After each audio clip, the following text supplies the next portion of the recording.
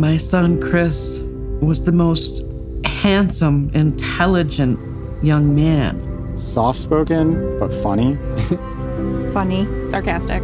Yeah, He cared about, like, secretly nice. An amazing brother and friend to me. He had a really big heart. Hell of a teammate, hell of a friend. You know, I just think of him next to me and like helping me through it. Out there enjoying the sun and the trails. He was my brother, and it was really hard to lose that.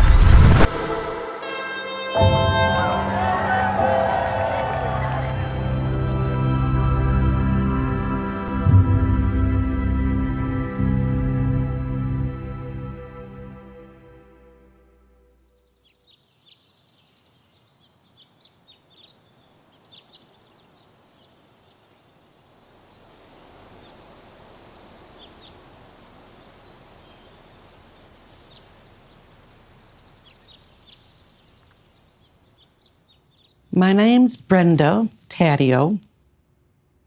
I lost a son, my youngest son, to suicide almost 6 years ago.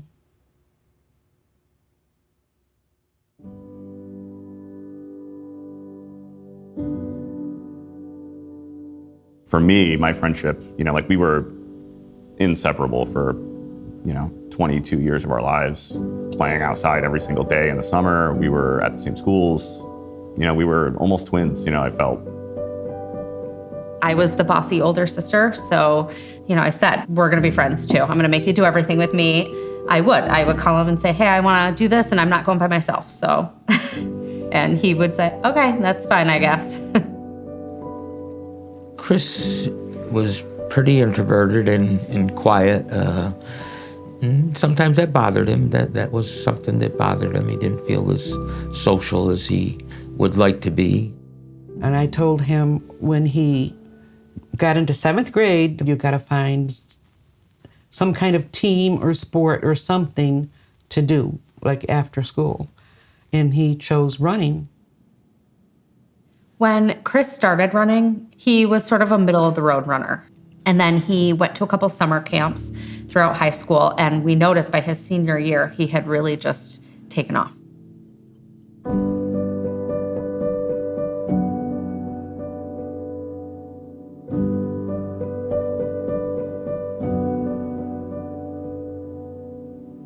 He was friends with people on his running teams. After college, they all sort of trickled away and moved out of town, moved out of state. So he didn't really have anybody anymore. Chris, I think, struggled a lot with his transition once he graduated from college. He had these expectations of himself. There was just something in him that he became more and more discouraged.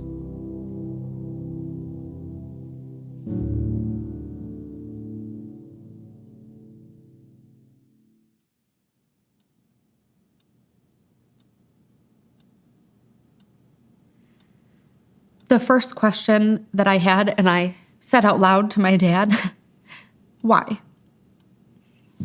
And he said, I don't know.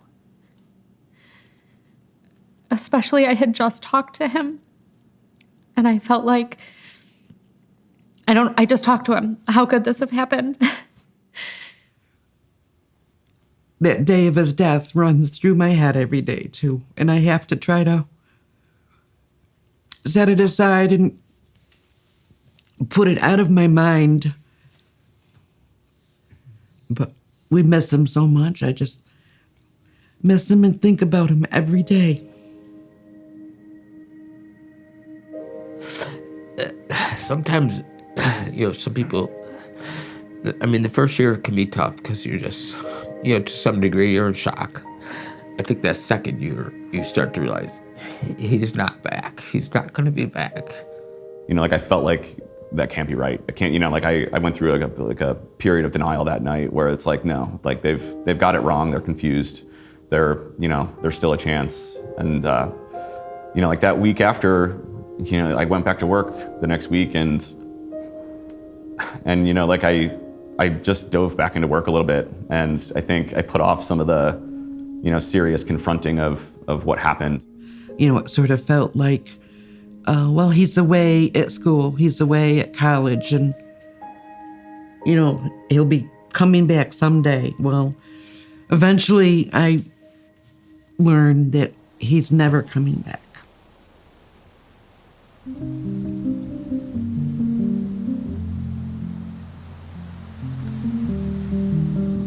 All of these questions kind of like, how sad was he? Had he been sad his whole life, or just after a transition back home after college? I felt like there was like a never-ending stream of all these questions that we were left with.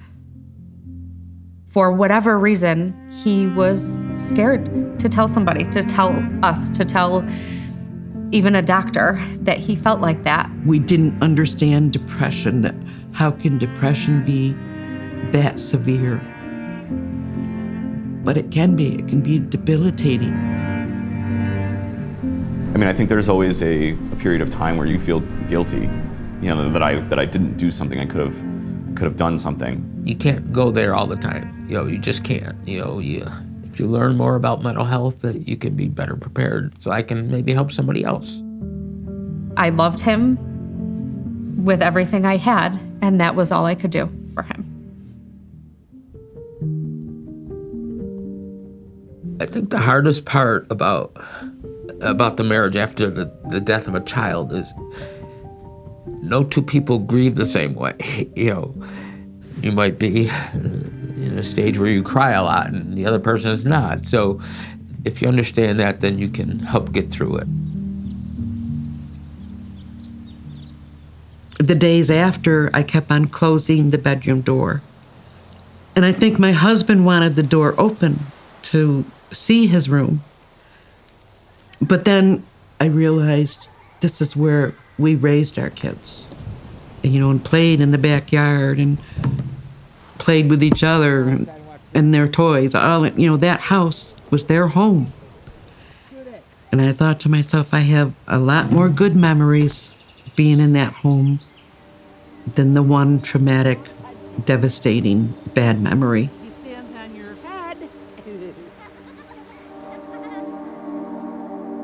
So I started coming to church just a few months after he died. I saw a new light and a new hope. I joined a compassionate friends group, and this is for parents that have lost children. I know Brenda will internalize more than I do. Sometimes you say things at the meetings, you open up, and I find, she's feeling this. It's okay to have those feelings. They're natural feelings. There's nothing wrong with them. My first time I walked in, I was just amazed that there was so many other parents that had felt like me and had gone through losing a child. It was just so hard to believe, but they knew how I felt.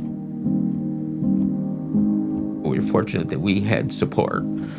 We had family, we had friends. Those kind of things impacted our lives. It's always going to hurt. It's always going to, be a part of me that's not there. But I think over time, you learn to rely on other people a little bit better.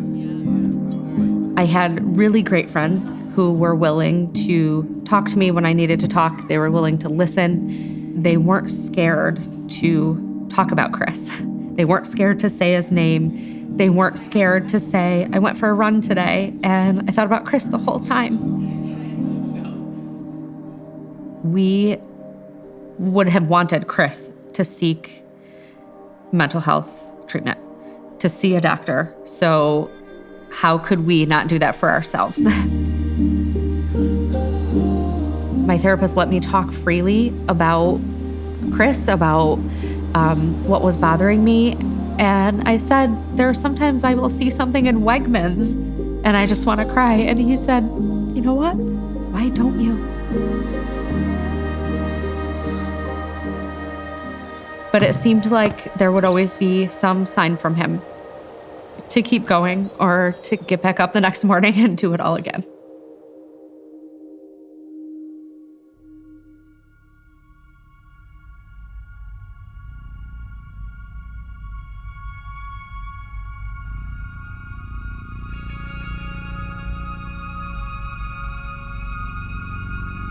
The time that Chris died, I weighed as much as I ever did.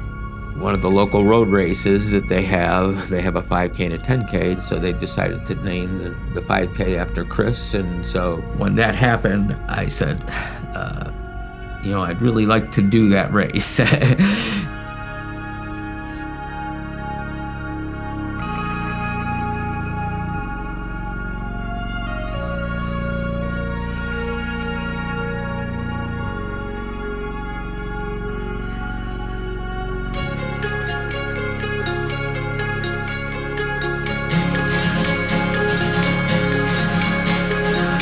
The first 5K race was dedicated to Chris Daniel. I just couldn't believe the overwhelming numbers. People that loved him and looked up to him and considered him a friend. I can see, I think more now, how much you can touch somebody's life just because people have touched my life by helping me. I'm not afraid to talk to people about their feelings. Like if I see somebody who I think is struggling, I go up to them and I ask point blank, like, are you okay? I care about you. If something's going on, like, let's talk about it. But reading and understanding myself and finding how other people got through it helped me get through it. I just wish overall that we were all more open talking about mental health in general and loss too. I think I just notice how people are more, like if someone is struggling, I'm just a little more like in tune to like how he's feeling now because of Chris. Having like a network of people who all like knew him and just kind of be there for each other has been super helpful. You can give meaning to your life, meaning to your child's life. If I'm helping other people, that makes me feel better. I remember feeling hopeful doing his first race. I'm at that place now where I just want to create this culture where it's okay to say I'm struggling. And I'm very hopeful that more people are going to be helped, just everybody together. It just makes my heart feel full and happy. It's just amazing.